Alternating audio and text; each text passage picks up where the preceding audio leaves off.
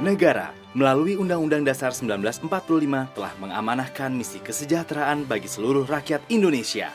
Namun misi ini belum bisa terlaksana sepenuhnya karena masih banyak ditemui ketimpangan sosial dan fenomena kemiskinan. Untuk mengubah keadaan ini, diperlukan perubahan pola redistribusi hasil pembangunan yang sesuai dengan prinsip keadilan sosial sebagaimana diamanahkan Pancasila. Perlu ada perlakuan khusus yang berkeadilan bagi kelompok penduduk yang kurang beruntung. Salah satu mekanisme sosial yang diyakini bisa digunakan untuk mencapai tujuan ini adalah jaminan sosial.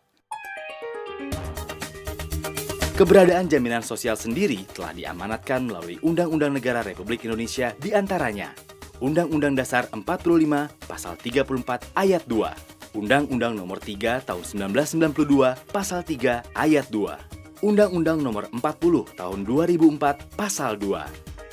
Untuk menjawab amanat Undang-Undang SJSN ini, dibentuklah apa yang disebut sebagai Badan Penyelenggara Jaminan Sosial atau BPJS yang merupakan transformasi dari Jamsostek. Sesuai dengan Undang-Undang Nomor 24 Tahun 2011, BPJS adalah badan hukum yang dibentuk untuk menyelenggarakan program jaminan sosial di Indonesia. Berdasarkan amanat undang-undang ini, BPJS Ketenagakerjaan diarahkan untuk bertransformasi meliputi beberapa aspek di antara lain perubahan status badan hukum dari yang saat ini BUMN menjadi badan hukum publik yang nirlaba dan bertanggung jawab langsung kepada Presiden. Cakupan BPJS Ketenagakerjaan berubah menjadi lebih luas dari cuma sekedar tenaga kerja formal yang jumlahnya hanya sekitar 41 juta pekerja menjadi seluruh tenaga kerja, termasuk tenaga kerja informal dengan total mencapai lebih dari 117 juta pekerja. Selain itu, manfaatnya pun diperluas dengan program baru, yaitu jaminan pensiun untuk seluruh tenaga kerja. Demi menjalankan amanat mulia yang penuh tantangan ini, BPJS Ketenagakerjaan harus bisa beroperasi secara lebih efektif dan efisien yang ditopang oleh pengelolaan dana yang baik dan berkelanjutan. Ada dua aspek yang harus dipertimbangkan.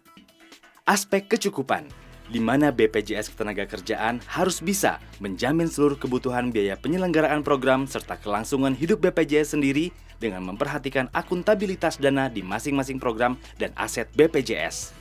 Aspek kelayakan, di mana dalam operasionalnya BPJS Ketenagakerjaan harus mempertimbangkan persepsi publik dan menghindari risiko potensi volatilitas yang tinggi khususnya karena risiko pasar. Terpenuhinya dua aspek pengelolaan dana ini menjadi sangat krusial untuk memberikan pelayanan kepada peserta yang terintegrasi dari berbagai channel, baik melalui kantor cabang, perbankan, ATM, handphone, internet, atau kanal-kanal lainnya sehingga mudah diakses, bersahabat, cepat, akurat, dan informatif. Hal penting lain dalam pengelolaan program BPJS Ketenagakerjaan adalah aspek pengelolaan dana dan investasi.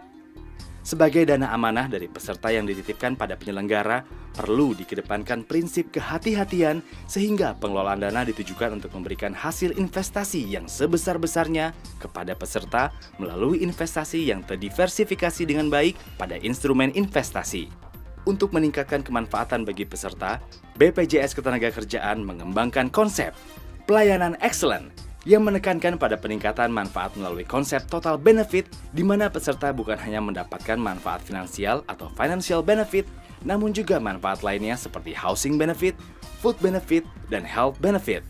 Operational excellent yang berfokus pada peningkatan kepesertaan melalui prinsip kerjasama resiprokal dengan jaringan dan mitra BPJS Ketenagakerjaan di industri keuangan untuk mendukung kegiatan operasional dan pelayanan kepada peserta. Keduanya ini hanya akan menjadi excellent apabila didukung oleh sebuah investasi yang juga excellent.